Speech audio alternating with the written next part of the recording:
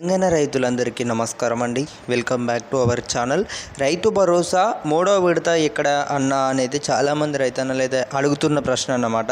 So ఇక్కడ మనకు చూసుకున్నట్లయితే రైతుకు రావాల్సిన మొత్తం ఇప్పటి వరకు వీళ్ళు 2 ఎకరాల వరకు అయితే చెల్లింపులు అయితే చేయడం అయితే జరిగింది. ఏది మన 5,000 కోట్లకు ఈ 2 ఎకరాలకైతే చెల్లింపులు అనేవి అయితే చేసిర్రు అన్నమాట.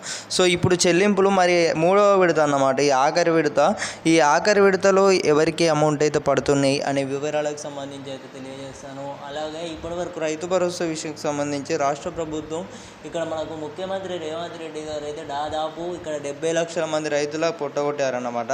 సో మరి దీనికి సంబంధించి కూడా మరి ఏమైనా నిధులు విడుదల చేస్తారా? ఇప్పటివరకు అయితే ఏం కూడా క్లారిటీ అయితే లేదన్నమాట. సో ఇప్పుడు మూడవ విడత అన్నమాట, ఇది ఆఖరి విడత అనేది చెప్పుకోవచ్చు.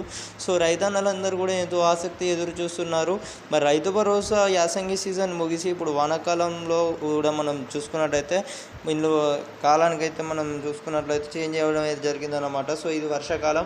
సో ఇప్పటికైనా మరి రైతు భరోసా విషయంలో యాసంగి పంట పెట్టుబడి సాయం ప్రభుత్వం చెల్లింపులు అనేవి చేస్తుందా లేదా అనేది ఒకసారి అయితే వెళ్ళినట్లయితే ఇక్కడ యాసంగికి సంబంధించి కేవలం 2 ఎకరాల లోపే అమౌంట్ అయితే పడేది అనమాట.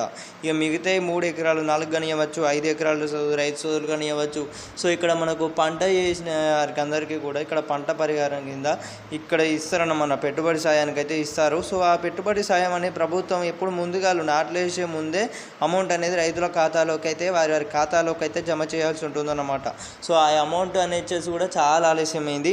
సో ఇప్పుడు మూడవ విడతకు సంబంధించి కూడా ఇక్కడ రాష్ట్ర ప్రభుత్వం ఎలాంటి నిర్ణయం తీసుకోకపోవడం అనేది ఇది ఒక పూర్తిగా చూసుకున్నట్లయితే ఇది ఒక బాగా నెగ్లెక్ట్ అయితే చేస్తున్నారు. సో రైతులకు అవసరం లేదు. ఇక్కడ మనకు ప్రభుత్వం వైపు చూసుకున్నట్టయితే రాష్ట్ర ప్రభుత్వం రైతులను ఎప్పుడు కూడా గుర్తించిందన్నమాట.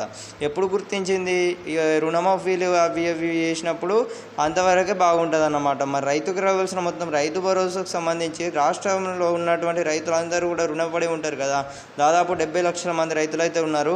సో వారందరికైతే ఇప్పుడు దాదాపు 1 ఎకరం నుంచి 10 ఎకరాల లోపు ఉన్నటువంటి రైతులందరికీ కూడా పంట పెట్టుబడి సాయం అయితే పరిహారం కింద ప్రభుత్వం అయితే చెల్లింపులు అనేవి అయితే చేస్తుంది.